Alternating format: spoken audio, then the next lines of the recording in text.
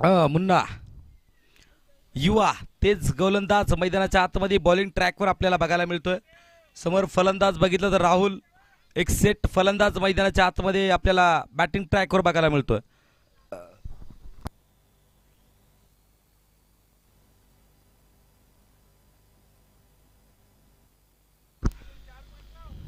ज्या पद्धतीने मैदानाच्या आतमध्ये गोलंदाजी आपल्याला बघायला मिळते, मुन्ना मायकल वेगवान बॉलर आहे.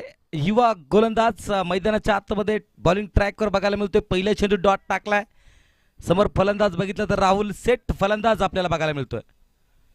काहीतरी करावं लागेल. 5 चेंडू बाकी, 46 धावा बोर्डावर. परत एकदा यावेळेस बघायला मिळतोय चांगला चेंडू.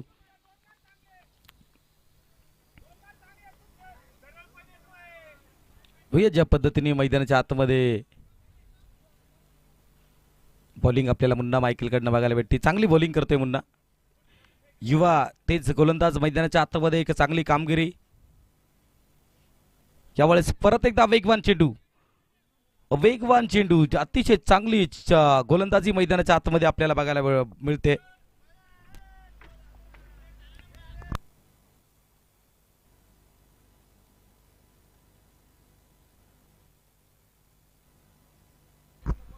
बघा 47 धावा बोर्डावर लागल्यात. ज्या पद्धतीने फलंदाजी मैदानाच्या आतमध्ये बघायला भेटते. 3 चेंडूवर निश्चितच 1 धाव मिळवली. बघूया परत एकदा. यावेळेस स्टेप आउट करायचा प्रयत्न, उंची दुरी नाही, क्षेत्ररक्षण वेगाने चेंडूवर येतोय. यावेळेस 2 धावा निश्चितच प्राप्त होतील. बघूया ज्या पद्धतीने फलंदाजी मैदानाच्या आतमध्ये संतोष करतोय. चांगली फलंदाजी मारावं लागेल. ज्या पद्धतीने त्यांनी एक षटकारही ठोकला होता. भैया आता मात्र षटकार जरा 2 चेंडू बाकी आहे. 2 चेंडूवर जास्तीत जास्त धावा घ्यावा लागतील. 49 धावा बोर्डावर लागल्यात.